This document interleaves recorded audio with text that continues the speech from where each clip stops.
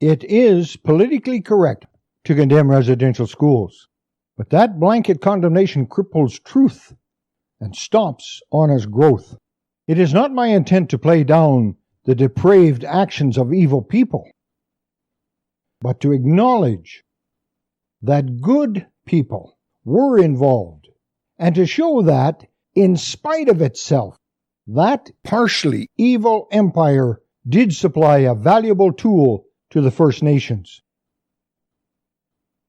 Today, warped justice is akin to acquiring an addiction to nicotine. How so? One does not become addicted without working at it. Only after you have told yourself thousands of little lies do you wake up addicted. Addiction happens after convincing yourself safe that which can kill you or stunt your growth. Addictive lies? One more won't hurt. I will quit tomorrow. It's not that expensive. And so it is with all political correctness and slanted justice. Politically correct statements are little lies or half-truths. These lies cloud the real issue and warp the truth into a package which produces a judgment that serves only the fabricator. The volume of money attained is the gauge used to dictate the success of these one-sided claims. Let's begin by trying to soothe the non-thinkers. Yes, there are atrocities linked to residential schools. Still, those schools provided a tremendous benefit that no one wants to admit. And without acknowledging it, society remains a game between teams of abused people. A game played for government grants. Life is a serious business. It is not a game. Whenever people play games, society demands a victor. Unfortunately, in the abuse game, political correctness chooses the victor. When the media or government finally declares a winner, people accept that claim as valid, and thus that group reaps all the rewards. In the case of First Nations, the trophy goes to the group which attended residential schools. This victory is often at the expense of others who suffered equally but can't afford the marketing experts. Victims' loser pile? Incest, coach rapes, mental cruelty, spousal assault, pedophile priests, alcoholic parents, drug-addicted guardians. Yes, sexual, mental, and physical abuse was perpetrated by cowardly administrators. Yes, residential schools split families and exposed the children to a new and strange culture that spoke an unknown language. Yes, a language foreign to the children, but for survival of the First Nations, it was the quickest route to ensure they understood it, and thus able to communicate with the country's new management. Now the big question. Did the entire staff hate, disrespect, and abuse the children? Unfortunately. To win first place in today's abuse game, lawyer rules dictate society must ignore the love expressed by the good people and annul their efforts. Are the First Nations people entitled to government and religious monetary settlements for the abuse? Yes, yes, yes. But to be fair to everyone, society cannot evaluate yesterday's decisions using only today's standards. Nor can people ignore today's advantages achieved by yesterday's decisions. We must remove our blinders. History reveals what happened to the First Nations residential school children happened to numerous children in other approved boarding and public schools. Mount Cashel's Boys' Home, an orphanage in Newfoundland, is one. That school opened in 1898 and closed in 1990. It is only one of the shames tarnishing Canadian and religious history. Like the residential schools, Mount Cashel carried a long history of sexual and physical abuse. However, it differs from the First Nation experience. How? In the criminal charge of cultural genocide. It was impossible to rob those boys of their culture. Society stole it before they entered the orphanage, classifying them as items to be swept away. This classification made them less than First Nations children. Unlike First Nations children, those boys did not have a family or home or a loving mother's arms to which they could return. Plus, no cultural group to fight for them. Neither case is better or worse. The abuse in both is ugly. But to prevent much of tomorrow's pain, we must accurately acknowledge all nightmares. Then we must remove the need for abused groups to win the biggest loser ribbon. Why? The reward, working to collect the most money for any abuse, is exploitive. Money and acknowledgement is important, but for healthy growth, honesty is more important. To stop competitive games, let's step back 100 years and study that time period. Then, make all future comments about it based on the facts governing that era, while remembering others also suffered great agonies. Then, using today's wisdom, mixed with compassion, work out honorable solutions to prevent future agonies. Let's begin with these facts. First, only a small number of qualified teachers were available throughout Canada. Of those, few, if any, would be willing to isolate themselves in a strange world, among strangers who spoke a different language. This isolation would require the teacher, often a woman, to take a long canoe trip up some wilderness river and remain there for months. No planes, trains, or automobiles available for fast transportation. Knowing these factors, too few teachers, and total isolation, what would you have done to prepare the native children for survival in the modern world? Remember, to establish your education plan for yesteryear, you must work with yesterday's knowledge and yesterday's circumstances. Easy to bitch today. In fact, it is profitable to bitch and to say, to hell with the facts, let's go for the gold. Up to the mid-20th century, country schools existed in Canada. During the 50s, most country schools in Canada were one room, and most of the school's maintenance fell to the teachers. How many of yesteryear's teachers could keep the woodpile full, school warm and clean, plus maintain themselves while performing their teaching duties? Upon arriving within each nation, the teacher would have to spend months, if not years, learning to converse in that First Nations language. To have value as teachers, they would need to know and speak the dialect fluently. Cree, Sioux, Carrier, Iroquois, Haida, etc. Using that system, teachers could not transfer to another nation when shortages appeared. Not educational friendly at all. What about textbooks? School books are available in English and French. Imagine the effort to develop a written language for each dialect, and then produce school books in each of those dialects.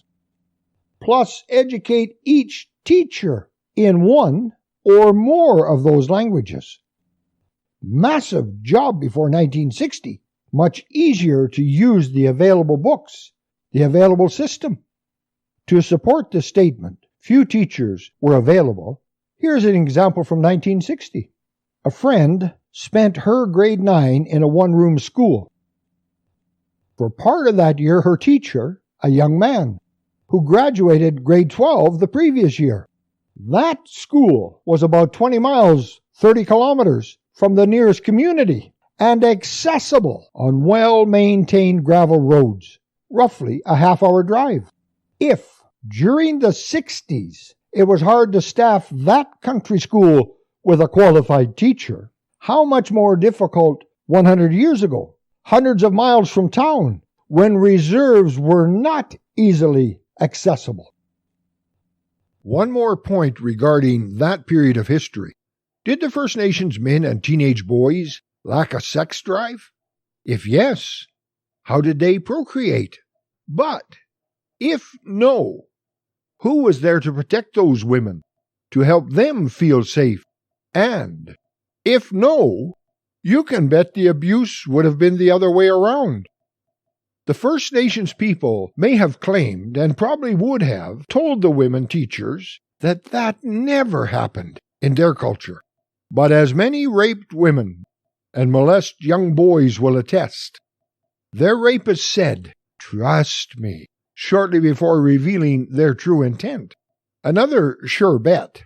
When the authorities took First Nations children from their homes, the parents were assured that the guardians were highly esteemed religious people and could be trusted explicitly.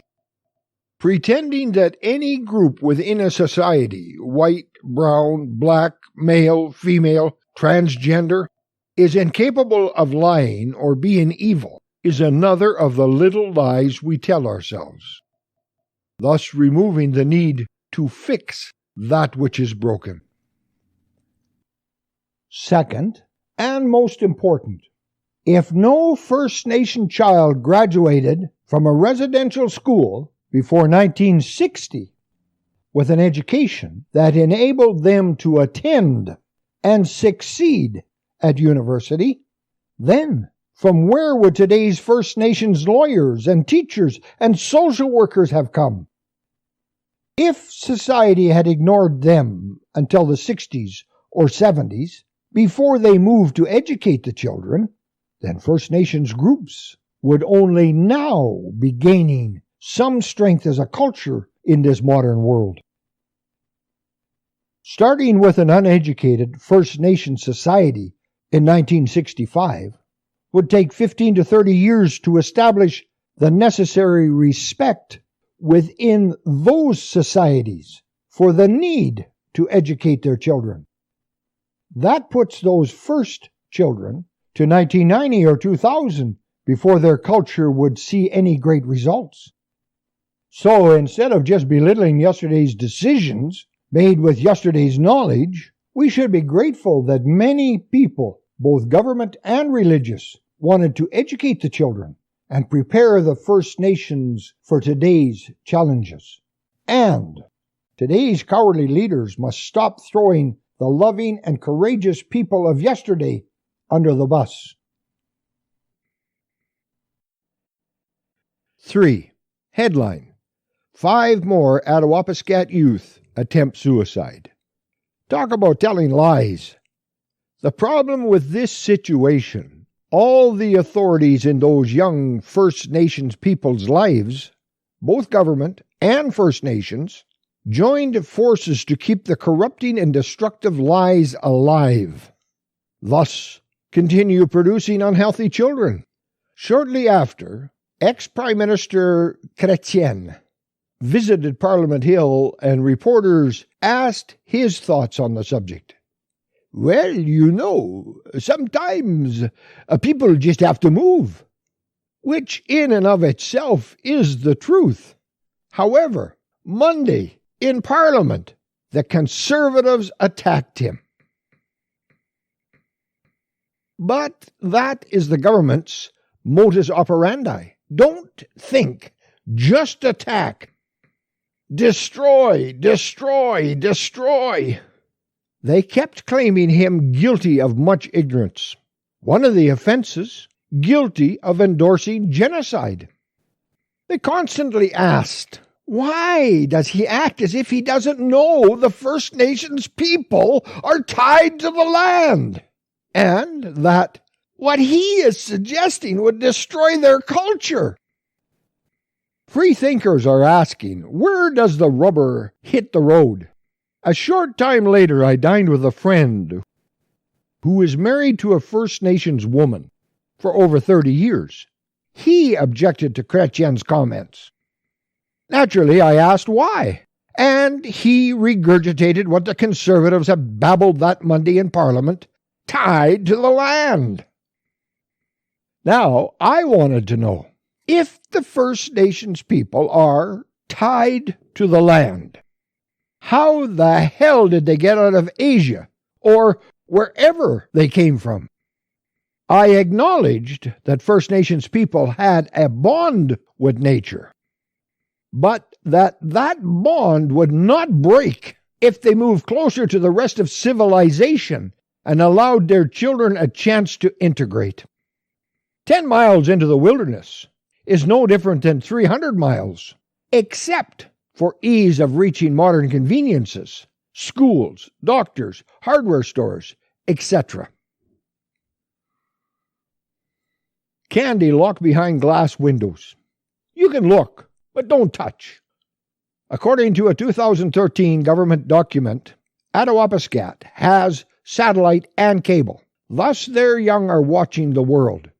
Safe bet? Like young everywhere, those teenagers want to be part of this modern world, but the elders and social workers tell them, sorry, you are First Nations people and tied to the land. No different than putting young people in a room full of candies and telling them they are diabetic, therefore can't have any treats. Unfortunately, cowards and bullies prefer to keep the treats in front of them while continually telling them they can't have any. If you read about the reserves in Ontario, they state that the situation remains the same. All that professional help, continuing all those little lies, has accomplished only one thing: lasting chaos and more depressed youth. If society wants to prevent this pain, they must expel the lies of the media, group leaders, and government workers. Big question. How do we do that? Reverse the system that got us into and keeps us in this mess. Stop supporting politically correct lies. Start relishing the truth and only the truth. Yes, those schools were often terrible experiences for many First Nations children, their families, and their cultures. But even with today's advanced knowledge, modern society cannot design a system for yesteryear's society using only yesteryear's circumstances that would have delivered to those children a pain-free education. Comparing yesterday's decisions with today's astronomically changed world proves that traumatic attempt to integrate was better for the First Nations people than society doing nothing to help them adapt to the changes happening around their culture, then and now. As hard as it is for First Nation leaders to say thank you to the guardians and teachers who cared for and tried to upgrade their children, society as a whole must work equally hard to acknowledge the pain those decisions caused to those children. And society as a whole, all peoples, must appreciate the trail those teachers, the children, and their families blazed for the First Nations people and culture in the modern world. No one is knocking how they lived, but how we lived and how they lived yesteryear does not work today. Yes, peoples of the First Nations, embrace your culture, but teach it with honesty. Acknowledge that both cultures have merit. Encourage your children to investigate. If your children experience both worlds and prefer to come home to the reserve, your culture has won their hearts. If the children choose to remain in the modern world, your culture has gained a representative in this new society. It becomes a win-win situation. It is time to turn to the wisdom of the parents and ordinary outsiders, people not ruled by job security or political correctness, but people who care about human dignity and the young, people who think for themselves, not people motivated by politically correct precepts and paychecks. Unlock the doors. Let everyone out. Set the people free. Let's flip the coin of residential schools and view the other side. First Nation life without residential schools. In today's world, human rights issues from yesteryear have become a profitable game of toss for yesteryear's victims. Heads, they win. Tails, we lose. If Canada and the churches had not attempted to integrate the First Nations people, imagine, if you can, the headlines about genocide. World headlines would be screaming, Canadian government guilty of corrupt and abusive policies toward First Nations people. Plus, try to envision how large the settlement would be for having ignored the need to assimilate the First Nations people. Which scenario would First Nations people prefer to suffer? Memories of life in residential schools, which for many was ugly, or the isolated life of illiteracy in the modern world, which would be ugly for all of them, adults and children. Hope comes through honesty and intellect. History has produced much abuse. Invaders better equipped? Like it or not, we are here. Unfortunately, there is no changing yesterday's history or yesterday's circumstances.